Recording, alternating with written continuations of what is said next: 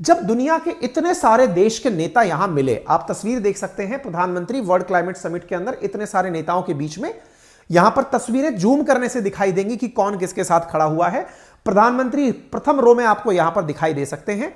तो जब यहां पर इतने सारे नेता खड़े हुए हैं, इन्हीं नेताओं में से जब नेता चलने फिरने लगे होंगे तो एक तस्वीर इस तरह की वायरल हुई। इन नेताओं के इतने बड़े झुंड में से प्रधानमंत्री नरेंद्र मोदी कतर के पीएम के साथ बातचीत करते हुए दिखाई दिए, और यह एक छोटी सी क्लिप थी जो निकलकर वायरल हुई। जरा आप इसे देखें, पीएम मोदी और कतर के पीएम दोनों आपस में बातचीत करते हुए यहां से वॉक करते हुए दिखाई दे रहे हैं। इस पूरे की पूरे समिट में ये लोग आपस में जाकर बात करने के लिए चल रहे हैं और साथ चल रहे हैं।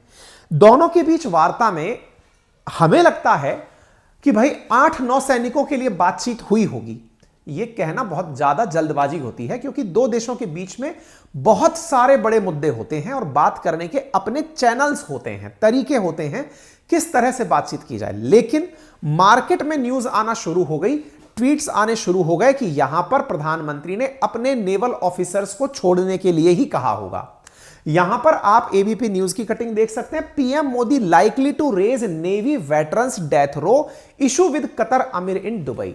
दुबई के अंदर प्रधानमंत्री ने कहा कि हमारे पूर्व नौसैनिकों को छोड़ा जाए। इस तरह की यहां पर एक्सक्लूसिव वार्ता हुई है, अखबार में छप गया। अब ना तो ये प्रधानमंत्री आकर खुद बताने वाले हैं, ना कतर वाले बताएंगे। अब ये खबर छप गई तो छप गई साहब। दुबई में इन लोगों के बीच बातचीत हुई और कहा गया, ऐसी जानकारी है कि साहब इन लोगों ने डेथ पेनल्टी से निकलने की बातचीत की होंगी। लेकिन वास्तविकता यह है, जिस प्रकार से हर राष्ट्र अध्यक्ष दूसरे राष्ट्र अध्यक्ष से द्विपक्षीय वार्ता करने की एक टेबल निकलवाता है, ऐसा यहां पर अभी नहीं हुआ है। यानी पीएम मोदी की और कतर के जो शेख हैं, ये जो हैं आमिर, इनकी बीच की अभी तक मतलब वो वाली वार्ता नहीं हो पाई है जिसको कि अपन द्विपक्षीय वार्ता कह सकते हैं, वो इस वाले मंच पर नहीं हुई है। ठीक है। अच्छा, भारत की तरफ से एक बयान आता है नेवी चीफ का, और नेवी चीफ के बयान लिखते हैं कि भारत जो है वो हर संभव प्रयास कर रहा है अपने पूर्व नौसैनिकों को वापस सुरक्षित लाने का।